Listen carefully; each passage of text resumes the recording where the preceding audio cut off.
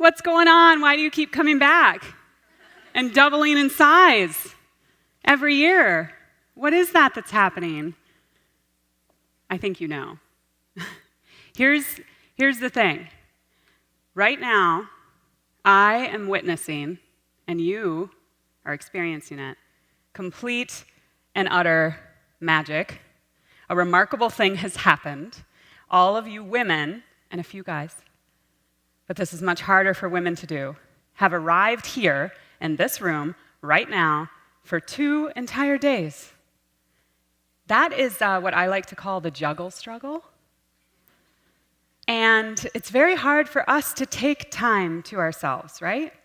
I mean, really, it's a huge barrier. It's probably the most common one that I hear. And I think that time, you taking it, the fact that you're here, is the equivalent, and it must be the same as when man discovered fire. I mean, that's really what it's like, right? This is it. This is our fire, our time with each other. So we have it, and we have each other for 2 days.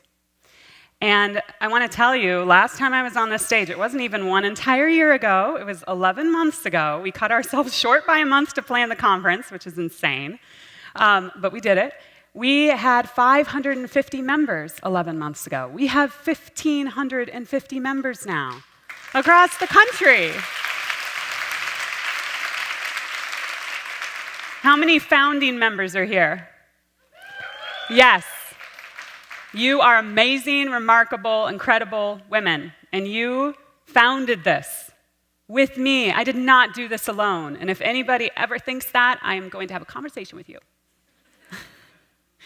So you are coming from all over the country today, and I want to say hello to some of you. So we've got Boston and New York, we've got LA, San Francisco, and we're all the way into Seattle now. And are you here, Seattle? Is there anybody from Seattle in the room? They're sleeping in? Oh my God. So we've got San Antonio in the room. San Antonio and Austin, Texas, Dallas, Fort Worth, Nashville. Are you awake? Let's see, Indianapolis? Yeah? St. Louis?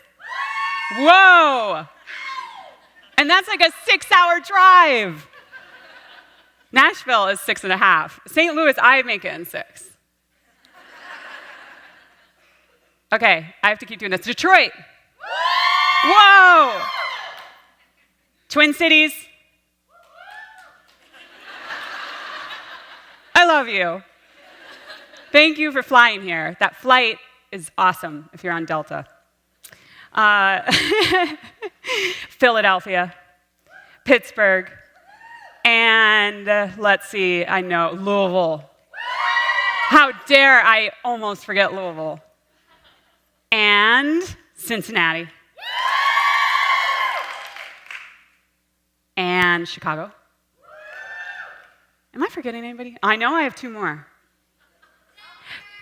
Denver! Yes, thank you, thank you. You know I'm bad at this. You all know me so well. Cleveland. And last but not least, Columbus, Ohio. Columbus is pretty great, right? Yes? Do we like it? Oh my gosh. Okay, you just got here, so you have like 2 days to figure out how cool our city is, and then we'll talk again. Okay. So since I last saw you, we have changed. We've tripled in size. The rest of the world, have the changes been as equal out there? There have been some very positive things that have happened, yes. One of my personal favorites, in April, on CBS, on 60 Minutes, CBS and 60 Minutes, the home of old white men and Leslie Stahl, actually had the CEO of Salesforce on the show talking about an amazing thing that Mark Benoff and Salesforce did. They equalized pay for women at their company, and it cost them $6 million. Out of like a lot, you guys, I heard that. I heard those what? That is not that much money. And you know what he said? He said, CEOs with one click of one button on one computer can equalize pay for everybody on their teams, and there is no excuse. And he said that on the CBS. And I was like, oh, it's on. It's on. All the other CEOs, all 95% of them who are men, are going to listen to him. No, it didn't happen with a click of a button. So other things, Microsoft, good job, Microsoft. We just heard you asked your channel partners, vendors, might be messing up the details to offer paid maternity and paternity leave. Good job, Microsoft. So things have been happening, but when we first met, when we first had our conference in 2016, this statistic from the World Economic Forum said that it would take us 150 years to reach equality. And I just looked it up a couple of days ago, and this is what I found. It is now actually higher, up to 217 years, if we stay at the current pace we're at for women and men to reach equality, not just equal pay. We're talking about equality across the board. And I don't know about you, but I plan on being very, very, very, very good and dead by then. If I'm still alive, that would be creepy, and I want you to end it.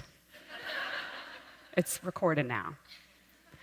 So we have a lot to do, but I have some very exciting and positive, amazing news to share. We have the Ask, Give, Grow exchange, right? That's our thing. Each of you, each member, is pledged to extend 12 gives a year and make 12 asks. And the asks are really hard. And we all have trouble asking for help, right? And over the past year, I have had the greatest honor and privilege of my life, hands down, other than birthing humans. That's great. I love my kids.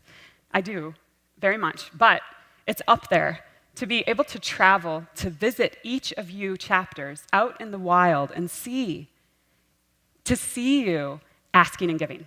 And I get to collect the stories. And the stories are absolutely incredible. It's working. So I want to share just a few with you today. One of you told me, because of my peer circle, I asked for a promotion that I never knew I could have, let alone that I should have. She asked for the promotion and she got it. Another one of you went into Slack. You needed some work. You're a copywriter. You know who you are. You're here on No. And you went into the SEO channel and said, I can do SEO copywriting. And you got 3 contracts in a week. In 1 week. Another one of you told me, I don't come to meetups. I don't use Slack. I don't use my membership, But because I'm a part of this group, because I could hear all of your voices in my head, I walked into my boss's office and asked him, am I making the same as the men with my title at this company? And you know what he did? He said, I'll look into it. And he looked into it, and he gave her a $60,000 raise. Yeah. Pretty awesome. Yes. Another one of you came up to me and you said, do you remember the last time we met? And I said, yeah, weren't you like totally preggers? She's like, yes, it was me.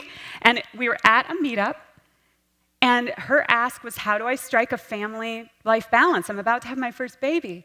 And I said, oh gosh, forget that. Let's talk about your maternity leave. She didn't have one. We broke off in a group and helped her and gave her specific advice to navigate with women who had negotiated paternity leaves or maternity leaves. And she walked in the next day and negotiated a full paid maternity leave for herself and her entire team. And when she was standing there telling me that, she said, also now one of my team members is using that maternity leave. Yeah, so I feel like we could just stop now and we're good. But then after my talk, a couple months after my talk last year, I got what I call an SOS ask. And I got a message through Slack from one of you, and you said something happened, something I never thought would happen. I need to talk. Can you talk? Of course. Jump on the phone. And she told me a story of something that is absolutely unthinkable, and you can imagine the worst thing that a male manager could do to us as women happened to her. And she called her parents, her HR department, and then Slacked me. And in that moment, it was my great honor and privilege to swoop in and send her back to her chapter. And her chapter she now credits today in the sisterhood she found there with a settlement in her favor and a new job with a $20,000 salary increase. So we are here for each other whenever we need each other. And I'm often asked, what's the value of a membership? You know, if a reporter asks me or something, I'm like, oh, it's hard to describe. And right now, each of you, you're sitting next to the value. Right next to you, right in front of you. That's the value. The value is the network. The value is the fact that you get to help each other. And it's something that we can control right now. We can't control the pace at which they will change, and we want to help both genders change, but we can control what happens right here and right now. And you're all sitting next to each other with collective goals and collective obstacles. And these collective goals and obstacles, these are the things that we do not want, but we need. The first one, and all of the asks and gives are falling under these 4 categories: salary and advancement. It's not just about equal pay, it's about opportunity into the C-suite.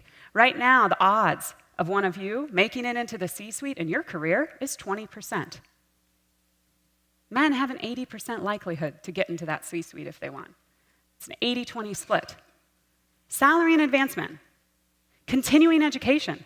This is perhaps the biggest and most immediate concern of mine, most immediately, that we constantly feel like we have to apologize for being here for 2 days.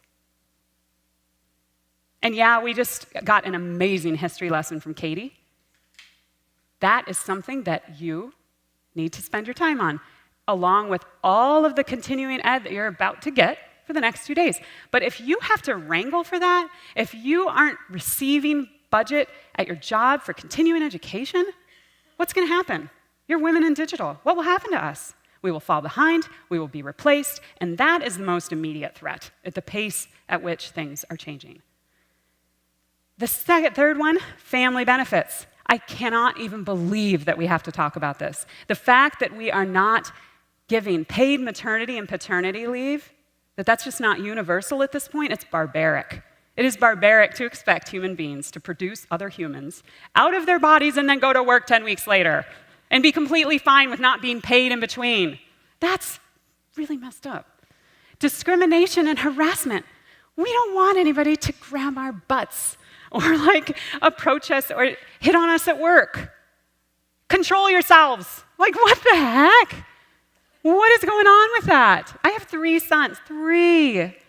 And we talk about this a lot at home, you know? It's you get through middle school and then it should be over. Control yourselves.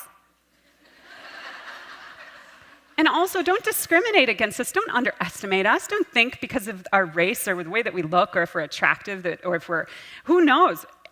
This does not mean anything, and we face it across the board far more than men do. So, do any of those 4 things feel outrageous? Do any of those feel unreasonable? Should we apologize for asking for any of those? Do we? All the time. All the time I hear, I don't know if I can ask for the promotion, I feel bad, I really like my boss. Oh my gosh, I don't care if you like your boss or not. You need to be paid for what you're worth, you know? This is something that we can work on together. So this idea of us taking and standing up together and taking our power and demanding these things. Demand, scary word. I'm a woman, I said demand. This is not new. In 1870, Victoria Woodhull said this. Does anybody know who she is? Extra credit. I have 1. I saw 1 extra credit. Okay, so she was born 20 minutes from here. And she ran for president. She worked with the suffragettes. Elizabeth Cady Stanton, Susan B. Anthony. Have you heard of them? You know what Elizabeth and Susan did? Victoria was on the trail with them. Their rallies had dried up. They didn't have much enthusiasm for their campaign. You just heard Katie say how long it took to get the vote from Seneca Falls. Victoria came along and fired the crowds up, But she had a controversial message. She said that we need to take our power now, and we need to demand equal rights across the board, not just with voting, but at home, meaning that we should be able to divorce our husbands and all kinds of super controversial things. Ultimately, Elizabeth and Susan parted ways with Victoria and wrote her out of their history book. They wrote her out. She had a newspaper. Newspaper went away. The book lasted, and that's why none of us have ever heard of her. The moral of this story is nothing that we are saying, nothing that I am saying to you right now is new, but we are new. We are a new generation, and we have the chance and the technology and the power and digital to change everything right now. We can connect in this moment and change it all. So I have one ask for you for the next 2 days, other than, oh my gosh, don't make me drink things and don't buy me drinks like you did last night at the kickoff party. Don't do that tonight. My ask is that each of you find your fire. It's in there. I know that it's in there. I know that you want to be paid equally, but I also know that you want an achievable balance that makes sense. I know that you want continuing education. I know that you want to be brilliant at your careers and have that and grow. What I need you to do is find that fire. And the second thing I need you to do is find time. 2 days out of the year is not enough. If you can dedicate 2 hours a week to yourself, to each other, to your membership if you're members, 2 hours a week. Is that outrageous? Does it seem outrageous? It's not actually the time, it's really the mental roadblock, I think, that keeps us from caring and investing in ourselves. And that time becomes power.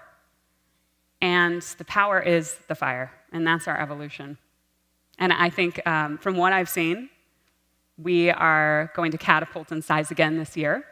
And I don't know how many of you are back there. Oh my gosh.